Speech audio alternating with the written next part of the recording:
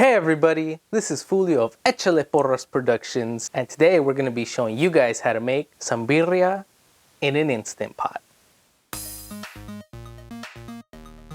Alright, let's go over our ingredients.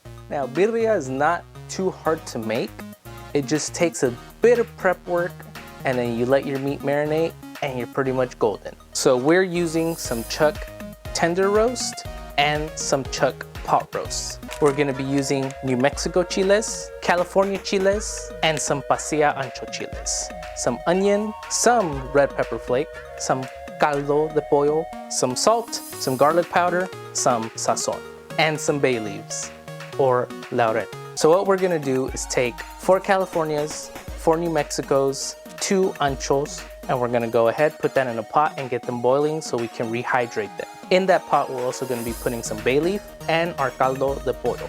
And that's gonna create a really nice broth that we're gonna use when we blend all these together. So before we get our chiles and our onions and all of that blended up, we're gonna cut up our carne and give it an initial seasoning. So we're just gonna take this hunk of meat, and all you wanna do is cut your meat into nice cubes and make sure they're all pretty even. Cut this in half, and from here just cut it into cubes. And you wanna make sure that all your pieces are roughly the same size. You can go ahead and cut them down a little more if you need to. If you wanna make this easier, you can go ahead and throw this into the freezer for about 20 minutes so it's a little more firm and easier to cut, but always have a sharp knife on hand. Now with this, our chuck pot roast, we're just gonna go down the middle so we have around the same size chunks. Once you have all your meat nice and cut up, we're gonna give it an initial seasoning. So you're gonna take some oil, you're gonna use it as a binder, and then you're gonna just rub it on basically. Then we're gonna season it with some seasoned salt, and you can be quite liberal with your seasoning. And after our seasoned salt, we're gonna go with some garlic powder. And once that's all seasoned up, we're gonna just put it behind us to chill for a bit, and we're gonna get our marinade ready. And that's gonna start with getting our rehydrated chiles out of the water. So we're just gonna take those and just put that in there. We also have the bay leaves in here. Now, we don't wanna add the water in just yet. We're gonna blend it up first and then add liquid in from there, because we don't want the consistency of this mixture to be too liquidy. We still want it to have some nice tackiness to it. So we put that in. We're gonna put some onion. This is 1 large white onion, some seasoning, some cumin. This is all the cumin I have left, so I put that in there. Some oregano, that works. If you feel your mixture doesn't have enough chile in it, you can add some ground New Mexico and California Chile. I might use a bit of this. I'm gonna see how it comes out first, and then I'll augment it with this afterwards. You're gonna add in your Sazon packet. As I said, this also has some achiote, some cumin. Mainly it's gonna be for color. We are gonna add a little bit of the broth to start with, just so we get all that nice flavor. And my grandma's secret weapon, secret ingredient, some Corona. I would probably myself use Modelo, porque soy lo que tomo. Especial. If you don't have beer, you can use the tomatoes, or you can use some vinegar, some apple cider vinegar to get that acidity for your base. But some Corona, not too much, and we're gonna let it go for a bit. At this stage, you're gonna taste and then adjust for your seasoning. It does need salt to add that extra oomph.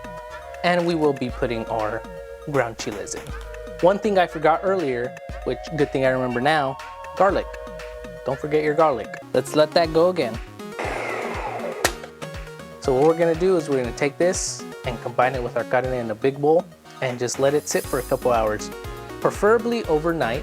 Also, big shout out to my wife for getting me this awesome new blender. The one we had was a $15 piece of crap. I thought that one too. So now we have our meat in the bowl and we have our marinade, and we're just gonna pour it over. Make sure all your pieces are covered. And once you got it all nice and covered, everything in there, we're just gonna cover this and put it in the fridge for a couple hours. And here we are, Our meat has been marinating. It smells delicious. It smells awesome. All we gotta do now is get it in our Instant Pot, set it to pressure cook, and leave it for an hour and a half. And once we get back, we're gonna have some beautiful birria. Take your meat, take your bowl, and just move the meat over. Try to get all your marinade in there. And now what I did here is I took the rest of the marinade mixed with the juice from the chiles and some more Corona. So we're just gonna put that in. We're gonna go over here to pressure cook, and we're gonna set it for an hour and a half. Once you set it, you're just gonna leave it and it should start up on its own. And now that it's on, it's gonna come up to pressure. We're gonna see a little knob up here rise to the top, and that's gonna tell us when it's full pressure, and then it's gonna start counting down. So we will see you in about an hour and a half, 2 hours, depending on how long this takes to come up to pressure, and we're gonna have some awesome birria. We'll be back. Let's do this. There it is.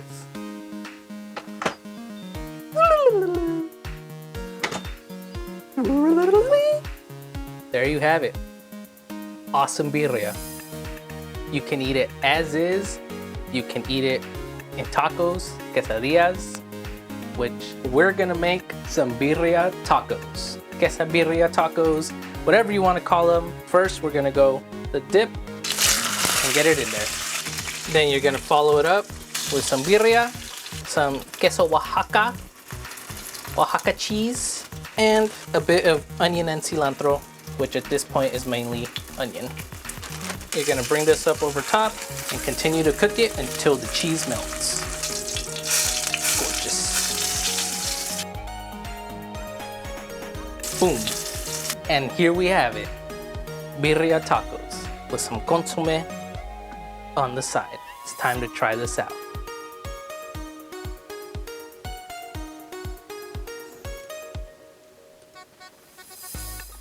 Whatever recipe you use, hopefully it's mine because ours is awesome. Just get this, it's delicious, it's awesome. It's super juicy, nice and fatty, perfect way to start off the new year. And just like as I said in 2020, I make some good shit. We hope everyone had a great holiday, Christmas, whatever you celebrate, and a great New Year's. We're gonna start off 2021 strong. Hopefully everything goes back to normal eventually. We don't know. Hopefully we can hit some major channel goals this year. 1,000, who knows? But as always, stay safe, stay awesome,